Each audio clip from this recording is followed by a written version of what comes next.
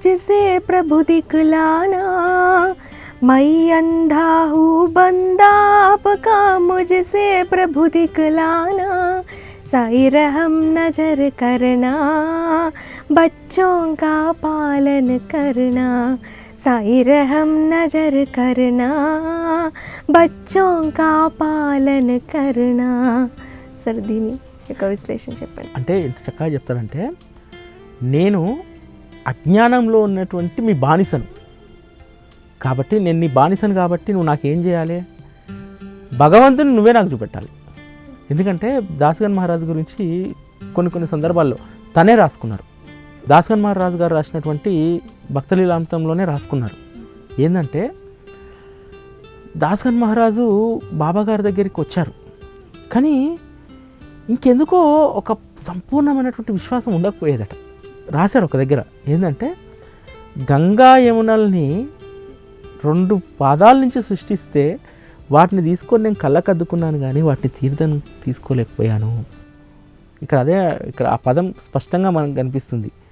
అంధకారంతో ఉన్నటువంటి బానిసను నేను అంటాడు. దీంట్లో కొంత రియలైజ్ అయిన తర్వాత మనకు అది తెలుస్తుంది అనమాట. దాసగన్ మహారాజు కూడా తన అనుభవంలో తెలుసుకున్నారు అది.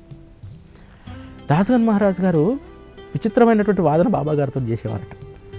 ఏంటంటే బాబా గారు చెప్తారు, ఏంటంటే గను నువ్వు విఠల నామస్మరణ చెయ్యి, బాగుంటుంది అని చెప్పారు. చేస్తాను బాబా, కానీ నువ్వు నాకు ఒక హామీ ఇవ్వాలి, విఠల దర్శనం ఇప్పించాలి నాకు అని అంటాడట. అంటే అప్పుడు బాబా గుండె మీద చేసుకొని 2 వేళ్ళు అటు ఇటు ఇస్తూ అంటాడట, గను నువ్వు నామస్మరణ చేయడానికి అయోధ్య నుంచి రాముడు, ద్వారక నుంచి కృష్ణుడు, త్రయంబకేశ్వరం నుంచి శివుడు, అంటే వీళ్ళందరూ రావాలన్నమాట. వస్తే తప్ప చేయవా అని అడుగుతాడు బాబా గారు. అంటే ఎంత చురుకయ్యాలో అంత చురుకేస్తారు బాబా గారు. అంతే కదా. ఎందుకు చెప్పాడు దాసగన్ మహారాజు గారికి, నువ్వు విఠలుని నామస్మరణ చేయి, నీకు మంచి జరుగుతుందని చెప్పాడు. దానికి ఏం కండిషను? దర్శనమే అడిగేశారు. బాబా చాలా చమత్కారంగా మాట్లాడేవాళ్ళట. ఎంత చమత్కారం చూసావా? ఓహో, అంటే నువ్వు నామస్మరణ చేయాలంటే అయోధ్య నుంచి రాముడు, ద్వారక నుంచి కృష్ణుడు, త్రయంబకేశ్వరం శివుడు, ఓహో వీళ్ళు 3 రావాలన్నమాట. అయితే అట్లా బాబా ఇది ఎక్కడో లేదు, సచ్చరితలో ఉన్నటువంటిది, ఓవిలో ఉంటుంది, మనం ఏది కొత్తగా సృష్టించి చెప్తున్నటువంటిది కాదు. అట్లా ఉంటాయి బాబా. అంటే ఇవంతా మంచి అనుభవాలన్నీ కూడా దాసగన్ మహారాజు గారు కూడబెట్టుకున్నారు ఇవన్నీ కూడా. అందుకనే ఆయన ఒక మంచి సాధకుడు అయ్యాడు. బాబా మార్గంలో చాలా చక్కగా బాబా తత్వ ప్రచారాన్ని చేయడంలో ఈరోజు మనకు అనిపిస్తుంది, ఆ రోజు దాసగన్ మహారాజు గారు ఆ విధంగా బాబా అవకాశం ఇచ్చారు దాసగన్ మహారాజు గారికి. ఈరోజు మనం అందరం అదృష్టవంతులం, ఎందుకంటే ఆయన యొక్క లీలల్ని ప్రతి ఇంట్లో వినేలాగా, అందరికీ చేరేలాగా మనకు ఒక అవకాశం ఇచ్చాడు బాబా. కాబట్టి మనందరం కూడా అదృష్టవంతులం. ఎవరి అదృష్టాన్ని వాళ్ళకి ఇస్తాడు బాబా. అది సాయి రెహం నజర్ కర్నా, అంతే. ఆయనే ఇప్పుడు ఆయన దృష్టి మనపైనే ఉంటుంది. కాకపోతే అప్పుడప్పుడు మనం పక్క దృష్టి చూస్తుంటాం, ఆ పక్క దృష్టిని ఆయన పైన తిప్పించుకుంటూ. చాలా చక్కగా చెప్పారు సార్. ఇప్పుడు ఇంకొంత విశ్లేషణ తెలుసుకుందాం. दासगणु कहे अब क्या बोलूं, तग गई मेरी रसना, दासगणु कहे अब क्या बोलूं, थक गई मेरी रसना, साई रहम नजर करना, बच्चों का पालन करना, साई रहम नजर करना, बच्चों का पालन करना. సార్ దీని యొక్క విశ్లేషణ ఏం లేదు, ఇంకా మొత్తం చెప్పేసిన అనమాట. ఇంకా నేను చెప్పేది ఏమీ లేదు, నా దగ్గర ఏమీ లేదు, క్యా బోలు అన్నట్టు నేనేం చెప్పలేను ఇంకా. కాబట్టి చెప్తాను, నా దగ్గర మాటలు లేవు. కాబట్టి ఇంకా ఏం చెప్పినా సరే ఈ దాసుని యొక్క వాక్కు ఇంకా అవాక్కు అయిపోతుంది అది. కాబట్టి బాబా సర్వవేళలా నీ దృష్టి నాపై ఉంచు, నన్ను కాచుకొని ఉండు అని చెప్పి వేడుకుంటున్నారు ఇక్కడ దాసగన్ మహారాజు గారు. ఎందుకంటే ఇదంతా కూడా ఆయన అనుభవం. దాసగన్ మహారాజు గారు సాయి రెహం నజర్ కర్నా రాయడానికి ఏంటంటే, ఇవన్నీ రాయడానికి బాబాతో ఉన్నటువంటి ఆ అనుభవం ఇవన్నీ కూడా మనకి ఇంత మంచి హార్ట్పాటునిచ్చాయి. చాలా చక్కగా చెప్పారు సార్. నిజంగా దాసగను గారు ఎలా వేడుకున్నారు, అనేది చాలా చక్కగా వివరించారు. ఇప్పుడు 11వ పాట దాసగను మహారాజ్ గారు రచించిందే, దీని యొక్క విశ్లేషణ గురించి కూడా తెలుసుకుందాం సార్. रहमा नजर करो अब मोरे साई, तुम बिना नहीं मुझे माँ बाप भाई.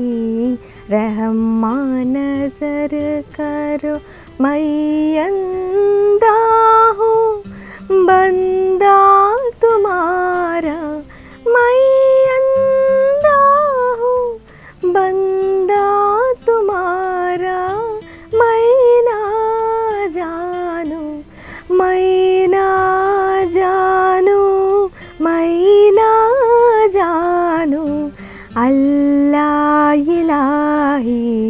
रहमा नजर करो रहमा नजर करो अब मोरे साई, तुम बिना नहीं मुझे माँ बाप भाई.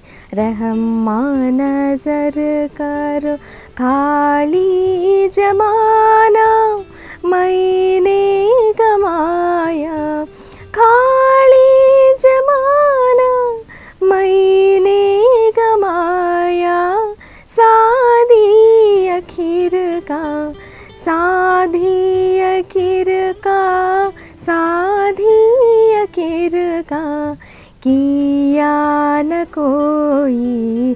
रहमा नजर करो रहमा नजर करो अब मोरे साई, तुम बिना नहीं मुझे माँ बाप भाई.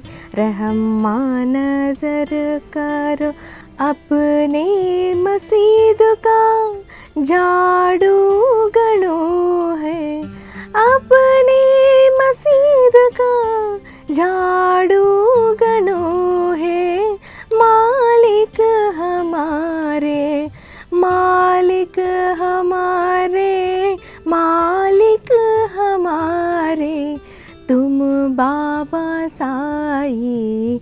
रहमा नजर करो रहमा नजर करो अब मोरे साई, तुम बिना नहीं मुझे माँ बाप भाई. रहमा नजर करो.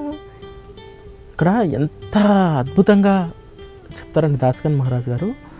బాబా నీ దృష్టిని నాపై ప్రసరింపజేయి, ఎందుకంటే నాకెవ్వరూ లేరు, తల్లిదండ్రులు లేరు, అన్నదమ్ములు లేరు, ఎవ్వరూ లేరు నువ్వు తప్ప. కాబట్టి నువ్వే నాకు సర్వస్వం.